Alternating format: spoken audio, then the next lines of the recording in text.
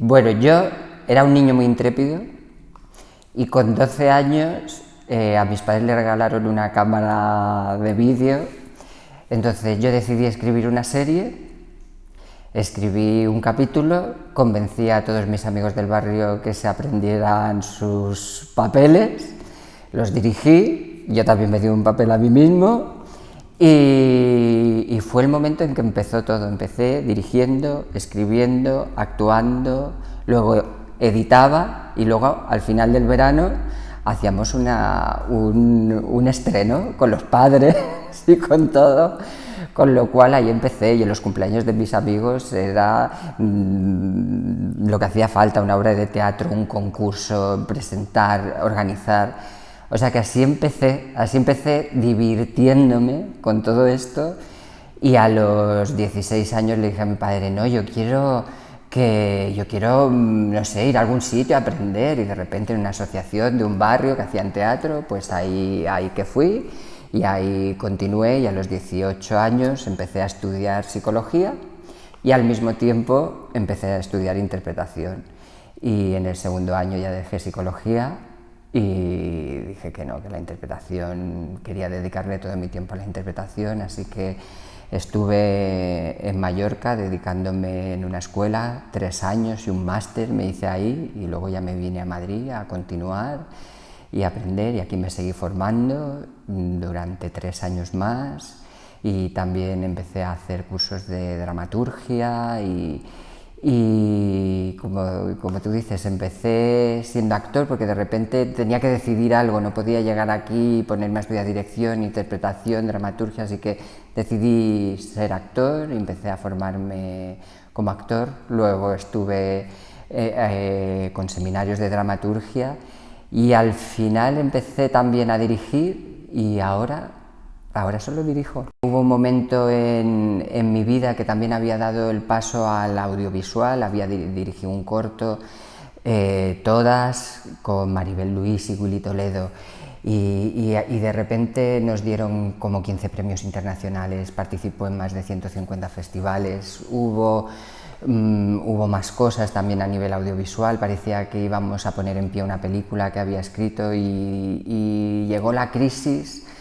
El proyecto de la película, ya estábamos con producción, con el equipo artístico, ya con reuniones, pero todo murió, todo desapareció. Y en medio de toda esa crisis, Alberto Pura Envidia, que en ese momento era uno de mis mejores amigos, había alquilado una pequeña casa en el barrio de La Latina porque Eduardo Casanova dirigió un corto y él alquiló esa casa para transformar y toda esa casa en el decorado del corto. Y una vez acabó el corto, Alberto decidió quedarse con esa casa, y yo en ese momento pensé, ¿por qué no montamos algo en esta casa? ¿Por qué no transformamos esta casa en un espacio teatral? Yo había estado en Argentina y había ido a Timbre 4 y me había fascinado la omisión de la familia Coleman. Yo lo vi antes de que la familia Coleman llegara a España. Lo vi en el primer Timbre 4, ellos ahora han abierto otra sala muy cerquita, pero es... Y Timbre 4 era algo muy especial, era verdaderamente una casa, porque era una casa que había heredado Tolcachir,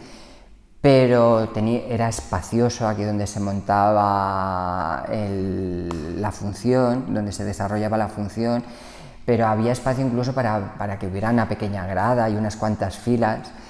Una casa a casa yo nunca lo había visto, pero sí había visto cómo el teatro funcionaba en espacios pequeños. Y quise probarlo, porque había algo que era una experiencia evidentemente teatral,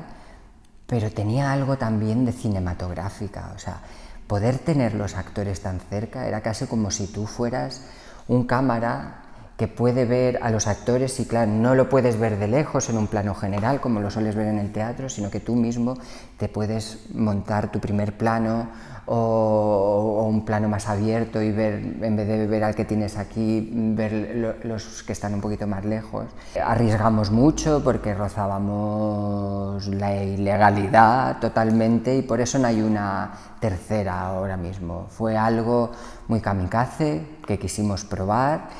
que yo no sabía en ese momento que estaba abriendo un espacio teatral donde podrían caber más obras, porque Alberto lo decoró todo, en el caso de la Casa de la Portera, por el Ivanov que íbamos a representar ahí. Pero de repente me llegaron propuestas, y me llegaron propuestas de autores muy interesantes que también estaban luchando por poner en pie sus funciones, con actores que yo conocía y que sabía que eran buenísimos, y entonces empezaron a aparecer muchos proyectos que evidentemente quise apoyar. Entonces abrí las puertas de esa casa primero de todo a Carlos B y a Benja de la Rosa, con Secut de la Rosa, y ellos trajeron propuestas fascinantes que le daban otro sentido a esa decoración de la Casa de la Portera, que usaban la misma con pequeñas modificaciones, y de repente yo estaba ahí viendo Peceras de Carlos B y me olvidaba absolutamente del Ivanov que había dirigido ahí. Entonces de repente me convertí en programador y fui feliz de ser programador, porque pude abrir las puertas a muchos autores que estaban con muchas ganas de que su trabajo se viera, y la Casa de la Portera fue también un catalizador de muchas miradas que impulsó carreras de otros dramaturgos que de repente pues se hablaba de ellos en El País, en El Mundo y en reportajes en Mabelia, y de repente había algo muy interesante que a mí me aportaba y a ellos le aportaba, y sobre todo aportaba al público que venía ahí. Y de repente Chevy Muraday me propone hacer danza en esas dos habitaciones de 25 metros cuadrados con público alrededor que acotaba más esos 25 metros cuadrados. Pero ver Cenizas de Chevy Muraday en la Casa de la Portera es algo que cualquiera que lo haya visto lo va a llevar en su alma teatrera para el resto de su vida. Entonces, la Casa de la Portera estuvo 3 años, La Pensión de la Pulgas estuvo 3 años, y como una buena obra de teatro empieza y acaba. Es efímero, quien lo ha vivido,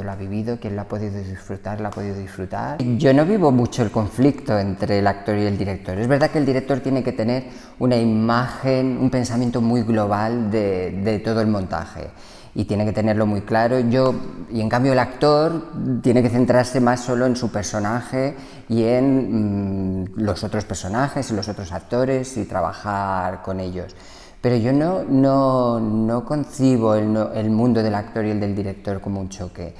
Yo intento trabajar muy a gusto con los actores, porque al fin y al cabo son ellos los que van a estar todas las noches encima del escenario defendiendo los textos. Igual porque yo he sido actor, tengo esa sensación. A mí me gusta ser amigo de los actores, entiendo por todo lo que tienen que pasar antes de ponerse encima del escenario, y entiendo que en el último momento son ellos los que van a estar encima de ese escenario, siguiendo las marcas y las propuestas que yo les he hecho, defendiendo el personaje, defendiendo el montaje, defendiendo mi idea. Entonces, yo intento evitar el choque con los actores lo más posible, e intento que los actores